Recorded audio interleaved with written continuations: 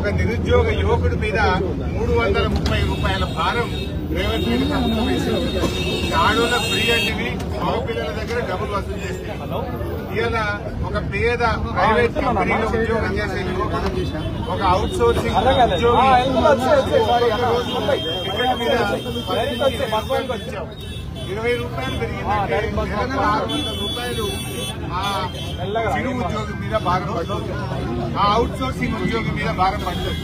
అంటే ఆర్టీసీ బస్సుల్లో ప్రయాణం చేసేటువంటి నిరుద్యోగులు గాని చిరు ఉద్యోగులు గాని ప్రైవేట్ కంపెనీల్లో పనిచేసే వాళ్ళ మీద నెలకు 300 నుంచి 600 రూపాయలు భారం వేసింది రేవంత్ రెడ్డి.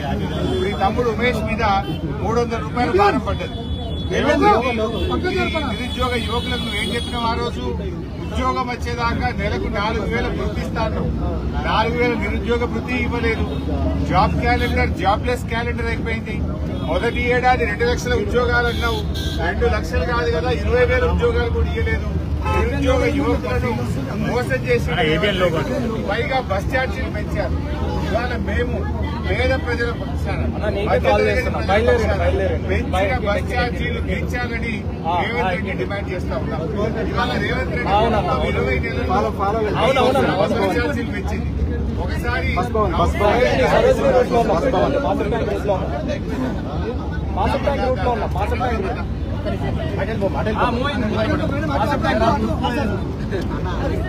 అంటే ఇంకా మాట్లాడలేదు కానీ అందరు లోకల్ అయితే రెడీ.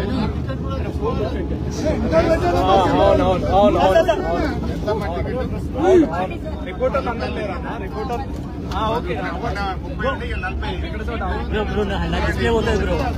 మేజీపట్నం నుంచి ఆర్టీసీ ఎండీ ఆఫీస్ నిన్నటి దాకా 30 రూపాయలు ఉండే. ఇప్పుడే కండక్టర్ అమ్మ టికెట్ ఇచ్చింది, 40 రూపాయలు టికెట్ ఇచ్చింది, 10 రూపాయలు పెరిగింది. రోజుకు 10 రూపాయలు పోయేటప్పుడు వచ్చేటప్పుడు 10 రూపాయలు, 20 రూపాయలు. అంటే నెలకు 600 రూపాయలు ఒక పేద మధ్య తరగతి ప్రజల మీద రేవంత్ రెడ్డి ప్రభుత్వం వేసిన భారం. అంటే ఈ రోజు ఇది చాలా దుర్మార్గమైనటువంటి విషయం. 600 రూపాయల భారం ప్రతి పేద మధ్య తరగతి ప్రజల మీద రేవంత్ రెడ్డి గారు వేశారు. కేసీఆర్ గారి ప్రభుత్వం ఉన్నప్పుడు సంవత్సరానికి 1,500 కోట్లు మేము ఆర్టీసీకి గ్రాంట్ గా ఇచ్చాం, 1,500 కోట్లు ఇచ్చాం. ఈయన మహాలక్ష్మి అని చెప్పినాడు. కనీసం మహాలక్ష్మి డబ్బులు కూడా ఇవాళ రేవంత్ రెడ్డి గారు ఆర్టీసీకి ఇవ్వకపోవడం వల్ల పాపం ఈ కండక్టర్లకు డ్రైవర్లకు రావాల్సిన పీఆర్సీ ఎరియర్స్ రావడం లేదు, పీఆర్సీ రావడం లేదు. ఆర్టీసీ ప్రైవేట్ పరమైతుంది. ఇప్పుడు ఈ కండక్టర్ పరిస్థితి రేపు ఏమైతుంది? ఎలక్ట్రిక్ బస్ వస్తే ఈమెను ఏ వరంగల్ జిల్లాకో నల్గొండ జిల్లాకో ట్రాన్స్ఫర్ చేస్తారు. ఈ అమ్మ పిల్లలు ఇక్కడ చదువుతా ఉంటారు, భర్త ఇక్కడ పనిచేస్తాడు. రేపు ఈ కండక్టర్ పరిస్థితి ఏంది? హైదరాబాద్ మొత్తం ప్రైవేట్ పరం చేసి ఎలక్ట్రిక్ బస్సులు పెట్టి ఆర్టీసీ బస్సులు లేకుండా చేసి హైదరాబాద్ లో పనిచేస్తున్న 12,000 డ్రైవర్ కండక్టర్లను ఇవాళ నిరాశ్రయం చేసి హైదరాబాద్ నుంచి పంపే ప్రయత్నం చేస్తున్నాం. ఉప్పల్ డిపో అమ్మకానికి పెట్టినాం, మియాపూర్లో workshop JBS bus stand ను హడ్కోలో 1,700 కోట్ల కుదబెట్టి బస్ స్టాండ్ కుదబెట్టి ఇవాళ ఆర్టీసీని ప్రైవేట్ పరం చేసి కుట్ర చేస్తున్నావు. పేద మధ్యతరగతి ప్రజల మీద భారం పెంచినావు. పెంచిన బస్ ఛార్జీలు వెంటనే దించాలని చెప్పి మేము డిమాండ్ చేస్తున్నాం.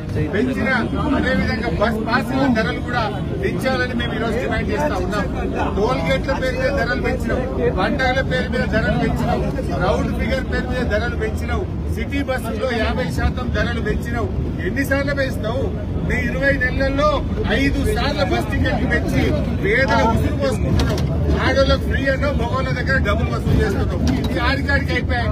భార్య ఫ్రీ అంటే భర్త దగ్గర డబ్బులు వసూలు చేస్తే నువ్వు ఏం ఫ్రీ చేసినట్టుగా సమానం అయిపోయాయి. ఇప్పటికైనా రేవంత్ రెడ్డి గారు పెంచిన ధరలు తగ్గించాలని, ఆర్టీసీ కార్మికులను ప్రభుత్వ ఉద్యోగులుగా గుర్తించాలి, ప్రభుత్వ ఉద్యోగులుగా ఆర్టీసీ కార్మికుల్ని గుర్తించాలని మేము డిమాండ్ చేస్తూ ఈ రోజు ఈ నిరసన కార్యక్రమాన్ని చేపట్టాం. ఆర్టీసీ బస్ ఎక్కి ఆర్టీసీ ఎండీ ఆఫీస్ కోసం ఎండీ గారికి మెమోరాండం ఇచ్చి పెంచిన ఛార్జీలు దించాలి, ఆర్టీసీ కార్మికులను ప్రభుత్వ ఉద్యోగులుగా గుర్తించాలి.